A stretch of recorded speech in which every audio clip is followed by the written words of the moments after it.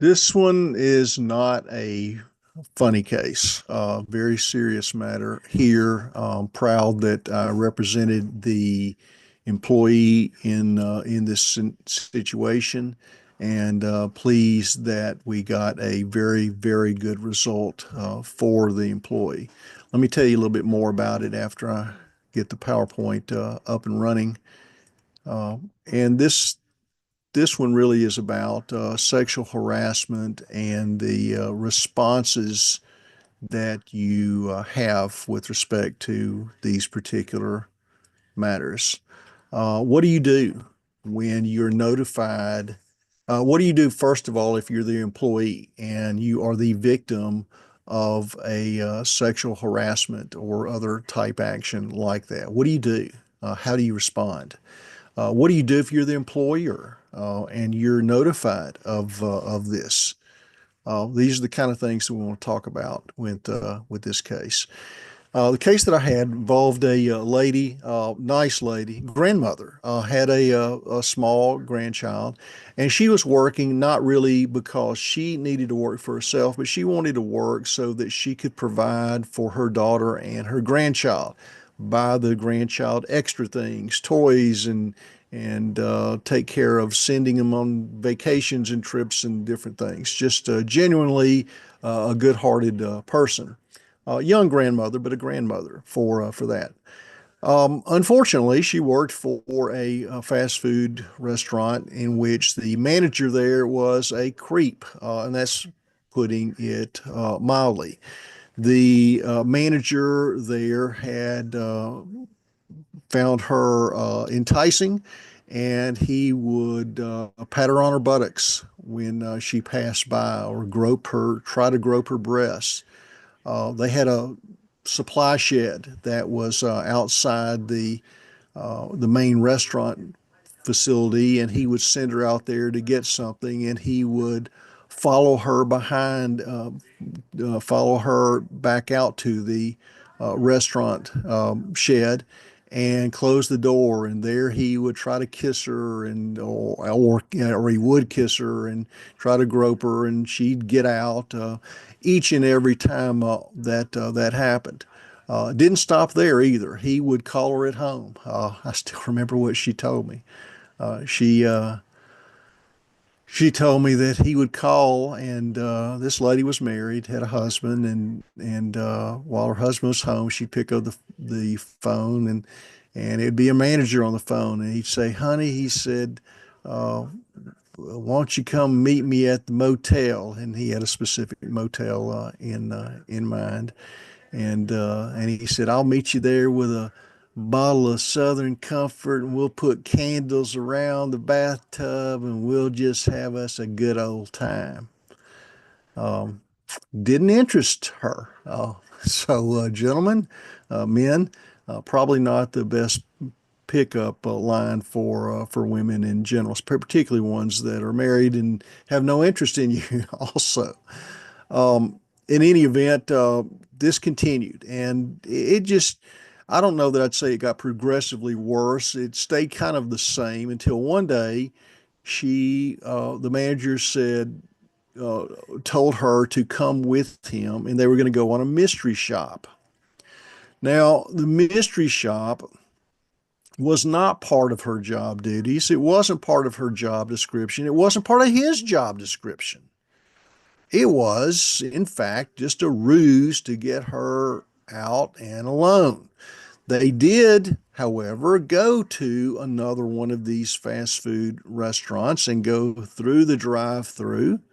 And why is this important, and how did this help the case? Well, it just, one of those things. But her daughter, guess who worked at another one of these restaurants? Yes, her daughter was actually working at that particular restaurant and checked them out, and was just shocked to see her mother in the car with her manager, knowing all the problems that her mother had with the manager. They went through the line. Nothing was out of the ordinary, except the whole thing was out of the ordinary, but he had not tried anything at that point, and then it happened. At that point, he drove to, I'm not going to explain where he drove. But it was a dark, deserted place that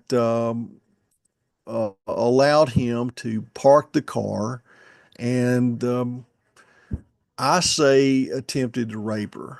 I don't know. I'm not trying to be either politically correct or be too delicate or be not delicate enough. I'm just trying to explain it the way that I understood it based on what she told me. That he tried to grab her, rip open her blouse. She was no, fighting him off with that, and he gave up before it went even further.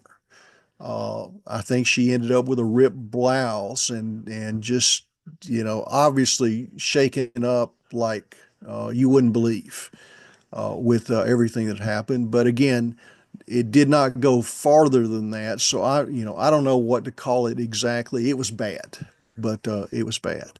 So what happened at after this? Well, even before this, actually before this happened, this lady had talked to the her assistant manager.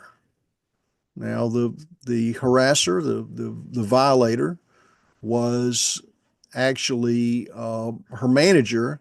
So the assistant manager was not over and above him. Now, one of the things you need to know is that in order to hold a company liable, you're required to report up the chain of command. In other words, if it's the manager doing it, you've got to go above the manager's head. If it's the assistant manager, you can go to the manager, usually. In this case, the assistant manager, of course, is below the manager, and the assistant manager, fortunately, told her that she needed to report it to the regional supervisor. The regional supervisor made regular visits to all the restaurants around town, and so she made an appointment to see her when she rolled around the next time, and she came in, and it was the day and the time for the appointment. And she walked into the small little office there in the restaurant. And lo and behold, not only was the regional supervisor there, but also the manager himself. Well, she knew, gee, I'm not going to be able to report everything with him sitting there. So she made an excuse and said she'd have to reschedule.